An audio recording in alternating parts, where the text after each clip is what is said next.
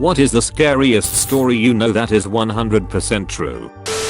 Shadow Eng was working the evening shift at a gas station. Man comes in all disoriented. I go to help him out. He has a gash on his head and doesn't know where he was. I couldn't see any crashes around, so assumed he had fallen or something. Normally we are supposed to stay inside the glass shielded register area whenever anyone is in the store. I, being a nice human being, went to help while calling the police/EMS. They got there and checked him out. They thought his head may have been fractured. Took him to the ER. I went back to work. Cops stopped back by for some coffee a few hours later. They told me the guy got hit by a baseball bat trying to break into a little girl's bedroom and was wanted for rape and murder in 2 other states. I never left the register area at night again. SpookX Ghost. The story of Mary Vincent always stands out to me. In 1978, 15-year-old Mary was hitchhiking. A man named Lawrence Singleton picked her up.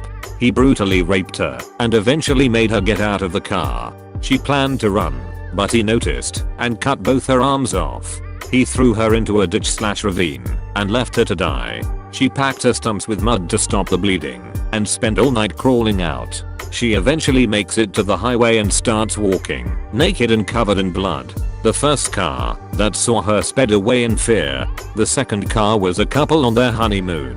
They picked her up and she survived. Edited to @ I was in a rush when I wrote this, so you should definitely read more into the story. It's crazy. From the horrific act itself, to the court proceedings, to the fact that he hardly served any time. McSmith 610. John List killed his whole family, wife, mother, daughter and 2 sons. He meticulously planned the whole thing, cancelling all delivery services, excusing the kids from school, and even turned the air conditioning as low as possible to preserve the bodies for as long as possible. After he killed them all, he placed the bodies in sleeping bags and lined them up. He then wrote a letter to his pastor explaining why he had to kill them. He then leaves and isn't heard from again. 18 years later he's remarried and doing the same job as before, but this time he doesn't have any children. He's finally arrested after a tip was given to the FBI. Crazy thing is that, because he planned it so well, the bodies weren't discovered until a month after the murders, so he had a huge head start and essentially started a new life in the same career and was heavily involved in a new church down in Virginia. Took 18 years to capture him. Jimmy L 2014. One of my friends had someone following her home, hiding in the bushes so they couldn't be seen. She booked it to her house, got inside, and he was watching the house from the outside. She called the cops. They come along quietly and got the jump on him.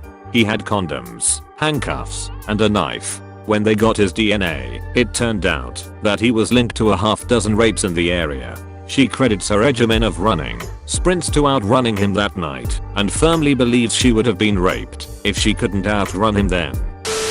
6S and 7S. In my town in the early 90s there was a notorious killer that had all of BC, Canada on watch. My wife's mother, years and years before I knew them, had been home alone while her husband was in England doing tree surgeon work, arborist. She was in her laundry room when a man walked up from her basement, completely scaring her. She freaked out and said, "What the hell are you doing here?" He said he was friends with her husband and was just coming to see if he was here. Apparently he told him he could just walk in, which she knew was bullshit. She was smart enough to tell him that he was just at the store and would be back any minute. He said he would wait outside for him. As soon as he left she called the police, but he was long gone by the time they got here. 2 weeks later, the killer was caught, his mugshot put on TV, and it was the guy in her house. Edit. The guy's name was Terry Driver. Flying rat sauce. My family has a similar story, and I'm pretty sure some of you serial killer buffs out there might figure out who it is before the reveal, because their story is pretty unique. When my parents were in college they went on a trip down to Florida. They had met through mutual friends and were down there together, but hadn't gone on a date yet. My dad and one of his friends were planning to meet my mom and some of her friends at a hotel, but being the carefree college guys they were, they lost track of time and realized it was impossible to get to the hotel on time by walking. They decided the best solution to their problem was to hitchhike, and a car with 2 women picked him up. Everything seemed fine until the driver asked them if it was okay to stop for gas. My dad and his friend agreed it was no problem since they were making good time, and she drove into a gas station. She then pumped her car full of gas before hopping back in and flooring it, basically stealing the gas with 2 hitchhikers in the back. My dad and his friend were beginning to freak out when she pulled a gun from under her seat and asked, "Are we gonna have a problem?" or something like that. My dad and his friend shook their heads vehemently, because what else do you do in that situation? She then drove them to the hotel and dropped them off without so much as a scratch, and they kinda thought nothing of it until the news started reporting on a serial killer in Florida known as Aileen Wuornos. He took one look at her picture and instantly recognized her as the driver. The only reason my dad thinks she didn't straight up kill them was because they were super polite and respectful to her, and her victims were usually scumbag guys trying to take advantage of her. TL. Dr. Aileen Wuornos is the reason my dad got to his first date with mom on time. Person dude 27. An acquaintance of mine sent his son to triathlon camp in Texas. A week later, his son came back from camp. The next day, the son was complaining of a headache. 4 days later, he was dead. Healthy, happy, fit 12-year-old 1 week, dead the next. Turns out the lake had Negeria fowleri, the brain-eating amoeba.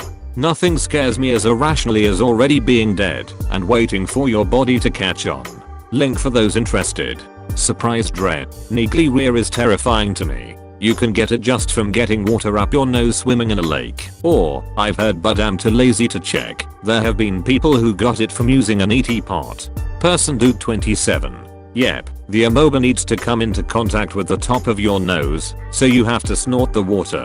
Or, if you happen to live in Louisiana in 2013, they weren't using enough choline in the water supply, so people using ET pots with tap water were exposed. The good news is that the brain eaters really like specific conditions. They like very warm, ATF+, stagnant water with 0 salt or chlorine. So even a little bit of chlorine or bromine is enough to protect yourself. In the US, only lakes in the South, Texas, Louisiana, Florida, Georgia, etc. meet those conditions, and humans don't want to spend a lot of time in that water since it's usually pretty gross. Even then, you still have to get the water up your nose. Water skiing or jet skiing are the 2 common causes. Edit. Also cases in MN and AS. Interestingly, there was a guy here who did an AMR about a treatment. You just have to move quickly, because once a person loses their sense of smell, it's already over, because the amoeba have eaten your olfactory bulb, the part of your brain responsible for smelling.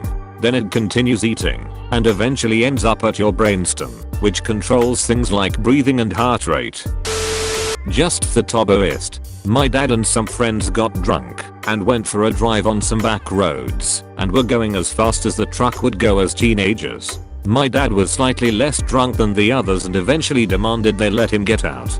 They pulled over, and he and one other girl got out. He and the girl started walking to town, while the other 3 sped off in the opposite direction. Well, less than a mile up the road from where they got out is an extremely sharp turn, which they missed and hit a tree going pretty close to triple digits miles per hour.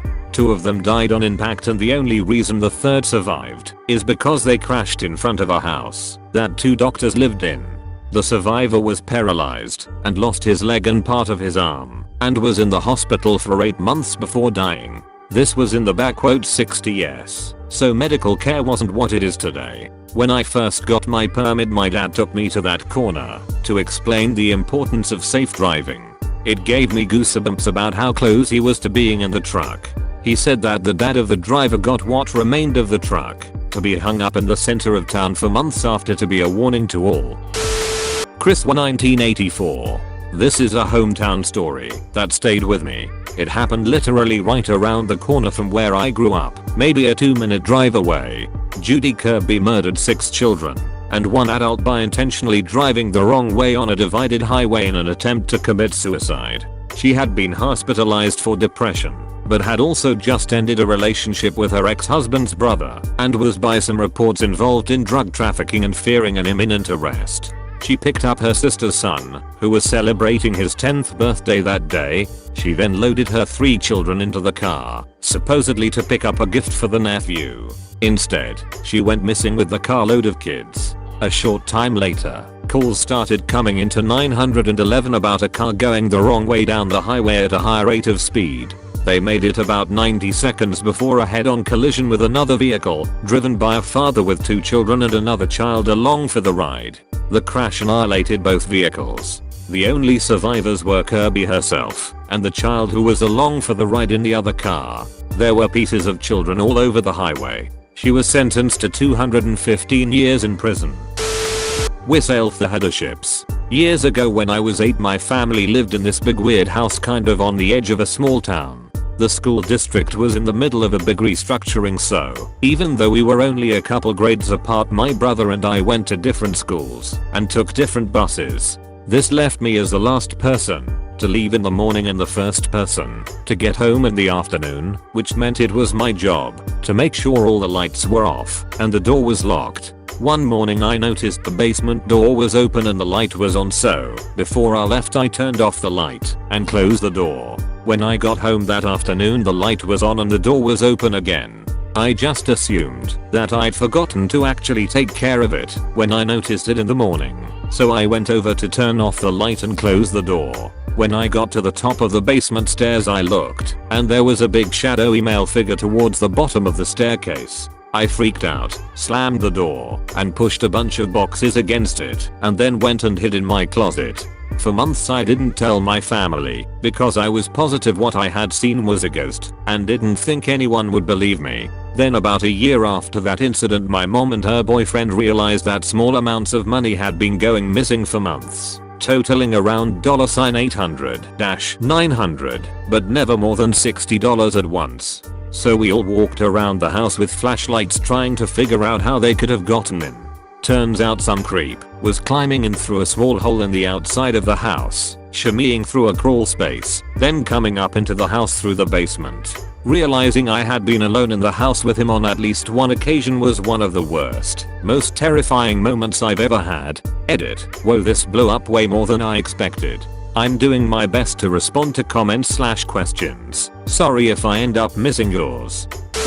Beep borp him a jorp. Tough to pick just one, because there is true evil in humanity out there. Stuff like the Blood Eagle ritual is pretty awful.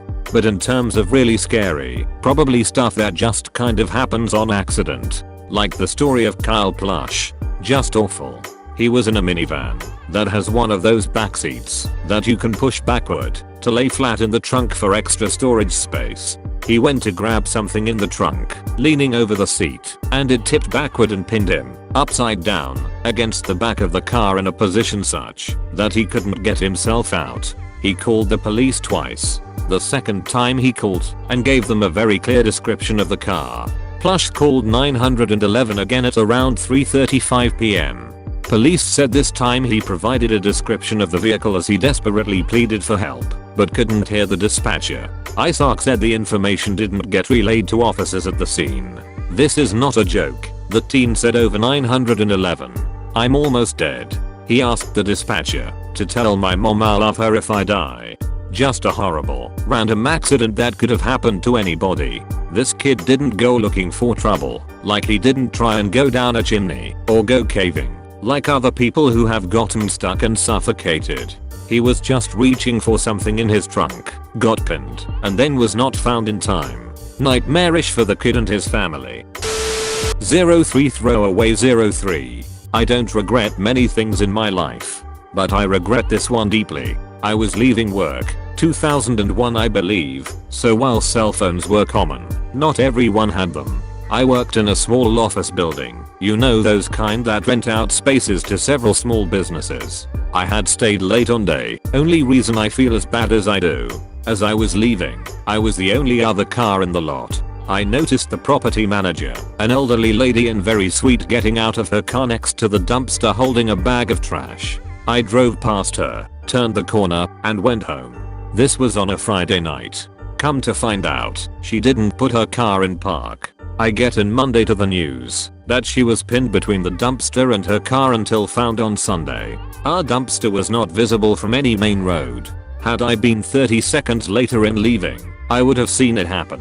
Being elderly, the low impact still pinned her and broke some bones. Even though she was found alive, she didn't make it at the hospital. I don't know if I had seen it happen I would have been able to react fast enough to warn her, jump out and push the car. It wasn't accelerating, just rolling slowly in neutral, or if I had, would have even just been able to call 911 and her injuries treatable after not being outside for 2 days. And I can't imagine her mindset. We were in a commercial area, no real reason for anyone to be immediately within earshot if she called for help, which I'm sure she did many times. Thanks for watching this video. Please subscribe to my channel for more videos.